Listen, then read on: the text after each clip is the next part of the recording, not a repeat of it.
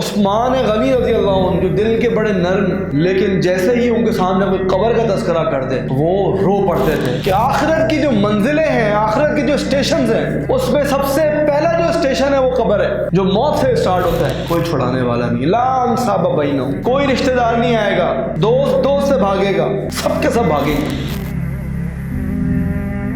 عثمان غنی رضی اللہ عنہ جو دل کے بڑے نرم، شرمیلے، حیا والے، ذو النورین، اللہ کے رسول نے اپنی 2 بیٹیوں کو نکاح ان سے کیا، پہلی کی ڈیتھ ہوئی تو پھر دوسری کی بھی شادی ان سے کی۔ ان کے بارے میں آتا ہے کہ جب ان کے سامنے جنت جہنم کا تذکرہ کرتے ہیں کہ وہ نہیں روتے تھے، کچھ نہیں، مطلب اتنا کوئی ان کو امپیکٹ نہیں کرتا تھا، لیکن جیسے ہی ان کے سامنے کوئی قبر کا تذکرہ کر دے وہ رو پڑتے تھے، اور کتنا روتے تھے، حتی یبل لحیتہ، کہ ان کی داڑھی جو تھی وہ آنسوؤں سے تر ہو جاتی،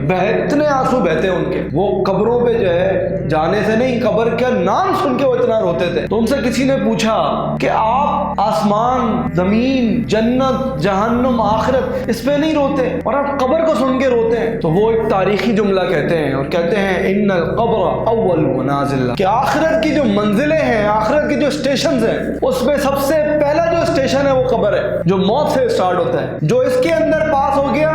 وہ آگے بھی پاس ہو جائے گا، اور جو اس میں پکڑا گیا وہ آگے پاس نہیں ہو سکتا، کیونکہ یہاں سے 2 راہیں ہیں، 2 راستے ہیں، اور انسان نے ڈیسائیڈ کرنا ہے کہ وہ کس راستے کو چنے گا۔ اللہ کہتا ہے دنیا ہے، لیکن آخرت میں پکڑے گئے اگر کوئی چھڑانے والا نہیں، لا انصاب بینہم، کوئی رشتہ دار نہیں آئے گا، یفر المرء من اخیہ، دوست سے بھاگے گا، وامہ وابیہ وصاحبتہ وبنیہ لکل امرئ منہم یومئذ شأن، سب کے سب بھاگیں گے۔ لو یفتدی من عذاب یومئذ ببنیہ، ایک باپ اپنے بیٹے کو گروی رکھوا دے گا، اللہ جلا دے اس کو، مجھے بچا لے، اتنا خود غرض دل ہوگا وہ